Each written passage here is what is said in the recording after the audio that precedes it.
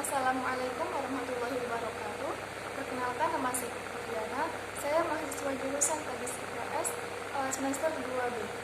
Baiklah, di sini saya akan menjawab pertanyaan dari Bapak Nurdiansyah MPD, yang mana beliau selaku dosen pengampu mata kuliah pendidikan IPS. Baiklah, langsung saja. Pertanyaan yang pertama yaitu, jelaskan kontribusi atau sumbangan mata kuliah pendidikan IPS dalam mengembangkan keilmuan dan kepribadian manusia dan kepribadian mahasiswa program studi Teknik IPS Universitas Islam Negeri Sultan Syarif Kasim Riau. Baiklah, yaitu dengan pembelajaran ilmu pengetahuan sosial dapat membentuk mahasiswa yang dapat menyimbangkan ilmu pengetahuan sosialnya dengan karakter yang baik, sehingga akan melahirkan generasi yang cerdas secara intelektual, dan kepribadiannya juga dapat memberikan bahan pembelajaran untuk kurikulum ilmu pengetahuan sosial, yaitu ialah hasil dan inventarisasi konsep dari dasar-dasar disiplin ilmu sosial. Baiklah, lanjut pada pertanyaan yang kedua, yaitu coba saudara analisis isu-isu sosial kontemporer yang berkaitan dengan pengetahuan sosial yang dapat diangkat dalam proses pembelajaran IPS. Sebagai praktisi ilmu pendidikan sosial, bagaimana sikap Anda melihat fenomena dan problematika sosial tersebut? Yaitu isu-isu kontemporer sendiri, yaitu isu yang berkembang sekarang berkaitan dengan pendidikan dan bidang kehidupan manusia seperti sosial, ekonomi, budaya, politik.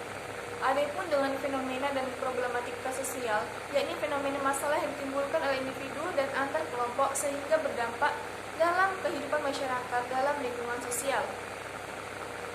Baik, lanjut saja pada pertanyaan yang ketiga, yaitu tujuan akhir pendidikan adalah memberikan kemampuan kepada peserta didik untuk berperilaku sesuai dengan konsep yang dipelajarinya. Karena itu harus diimplementasikan melalui dua strategi, yaitu pendidikan sebagai transfer of knowledge dan pendidikan sebagai transformation of values. Deskripsikan kedua strategi tersebut dan berikan contoh implementasinya.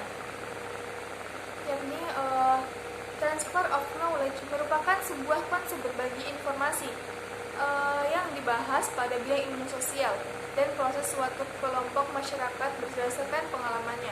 Adapun transformation of values yaitu mentransfer nilai-nilai moral dan kebaikan. Lalu pertanyaan yang keempat yaitu mengapa ilmu-ilmu sosial cenderung dikelompokkan sebagai soft science jika dibandingkan dengan ilmu alam?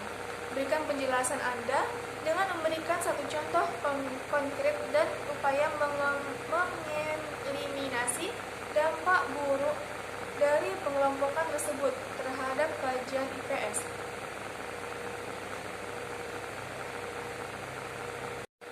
Jawabannya yaitu karena keilmuan pengetahuan sosial mengacu pada masyarakat, sedangkan IPA mengacu pada ilmu pengetahuan alam. Meskipun IPA dan IPS saling berkaitan, pada dasarnya IPA dan IPS itu saling membutuhkan.